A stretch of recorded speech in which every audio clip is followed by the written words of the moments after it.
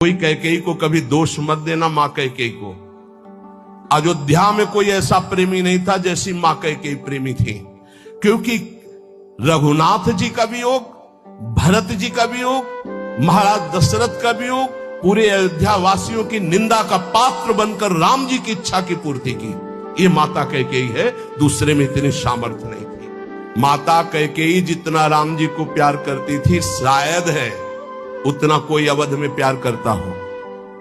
भगवान श्री राम एकांत में माता कैकेयी से कहा, मां मैंने पूरी अवध में देखा है कि आपसे ज्यादा मुझे कोई प्यार नहीं करता, और ये सामर्थ्य केवल अधिक प्यार करने वाले में ही होती है। तो आप मेरे लिए निंदा सहेंगे, मेरे लिए आप अपमान सहेंगे, मेरे लिए पुत्र वियोग, मेरे लिए पति वियोग, ये केवल आप ही सह सकती हैं। इतना त्याग आप कर सकती हैं, मुझे पता है, क्योंकि आप हृदय से बहुत बहादुर हैं।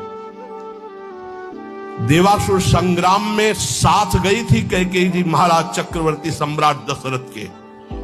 भगवान राम जी इसीलिए कह रहे कि आपका हृदय वीर रस से भरा हुआ है, आप सह सकती हो मां, बस एक मेरी इच्छा है। तो उनका, हे राम तुम्हारे लिए अभी प्राण त्याग सकती हूं, तुम्हारे लिए सब कुछ त्याग सकती हूं। तो उनका, आपको बस जिसलिए मेरा अवतार हुआ, मैं संतों के सुख के लिए अवतरित हुआ हूं, मैं अवध का राजा अभी नहीं बनूंगा, अभी आपको मुझे वनवास भेजना ही होगा।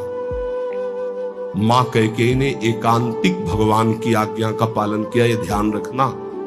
कैकेयी जी का हृदय बहुत रघुनाथ जी के प्रेम में डूबा, ये कोई नहीं जानता।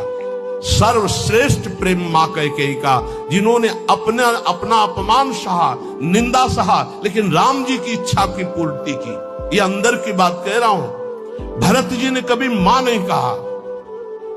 जब राम जी वापस अयोध्या आए तो उन्होंने कहा, बेटा तुम्हारी पूरी बात मानी थी, पर मैं एक बात नहीं सह सकती। अपने पति का वियोग सह गई, लेकिन मेरे भरत ने आज तक मां नहीं कहा। बेटा अब मेरी इच्छा एक बार मां कहला दो।